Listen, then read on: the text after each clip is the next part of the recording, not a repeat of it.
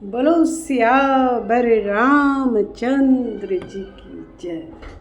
पवन सुत हनुमान जी की जय। तो आज हम लोग श्री रामचरितमानस के 20वें मास पारायण में प्रवेश करेंगे। तो यहाँ पर भरत जी श्री राम जी से मिलने के लिए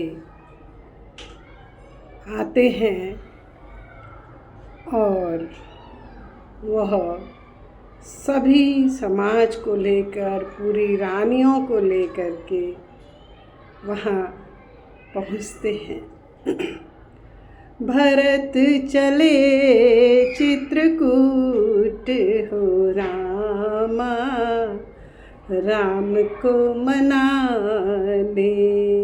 भरत चले चित्रकूट हो रामा, राम को मनाने।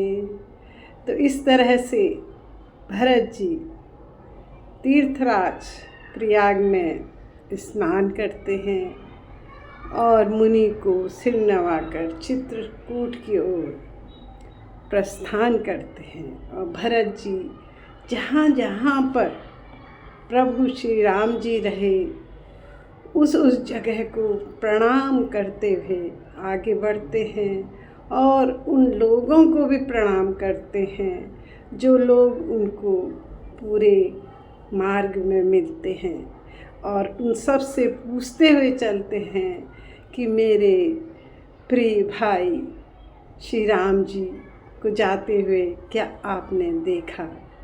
अगर आपने देखा तो मुझे कृपा करके बता दीजिए। तो भरत जी के मन में इतना ज़्यादा प्रेम अपने भाई प्रभु श्री राम जी के लिए है जिसका वर्णन नहीं किया जा सकता। तो इस तरह से जब वो चले जा रहे थे तो उस समय उनको मंगल शगुन होने लगे, उत्साह होने लगा। तभी राम सखा निषाद ने उन्हें कामदगिरि पर्वत दिखाया जहाँ पर प्रभु श्री राम सीता लक्ष्मण जी सहित निवास कर रहे थे, और जिसके निकट ही पयस्विनी नदी का तट है और जहाँ पर दोनों भाई रह रहे हैं।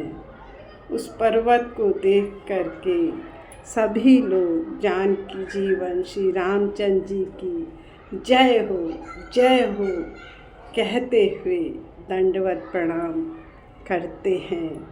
भरत प्रेम तेहि समय जस, भरत प्रेम तेहि समय जस, तस कहीं सकई न शेष, कभी अगम जिमि ब्रह्म सुख, यह मम मलिन जनेश।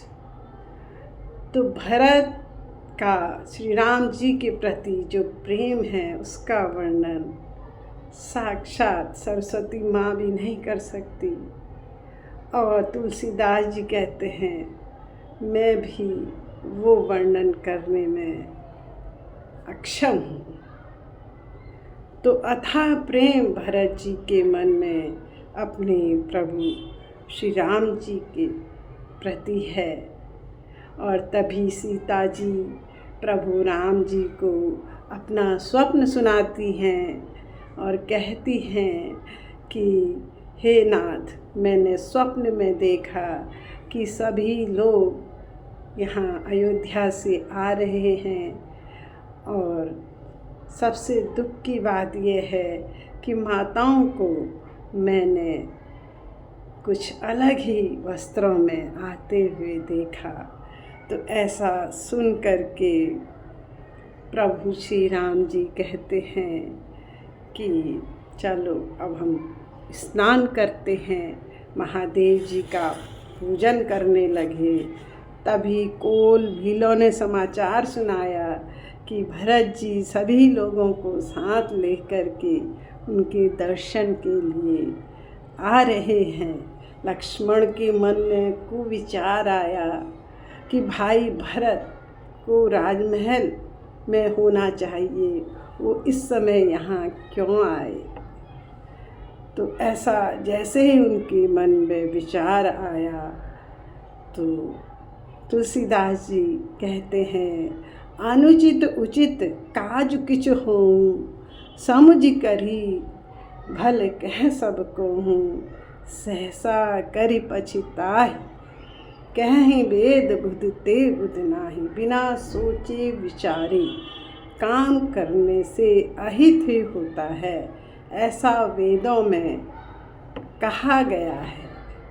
तो हमें कभी भी बिना सोचे विचारे काम को नहीं करना चाहिए। तो भरत का जो राम के प्रति प्रेम है, भरतई होय न राज मद, विधि हरि हर पद पाए, कबहु की कांजी सीकरही, क्षीर सिंधु बिन साई। कभी एक छोटे नींबू से पूरा जो दूध का सागर है उसका दूध फटता नहीं है। तो हमारे जो प्रिय भरत भैया हैं उनको कभी भी राजमद नहीं हो सकता है। अगर भरत का जन्म नहीं होता तो संपूर्ण पृथ्वी पर धर्मों की धुरी कौन धारण करता। श्री राम जी के पर्वत की शोभा देख करके भरत जी के हृदय में अत्यंत प्रेम हुआ। जैसे तपस्वी नियम की समाप्ति होने पर तपस्या का फल प्राप्त करके सुखी होते हैं, वैसे ही भरत जी के मन में बड़ा प्रेम उत्पन्न हुआ। राम सैल शोभा निरखी, भरत हृदय अति प्रेम।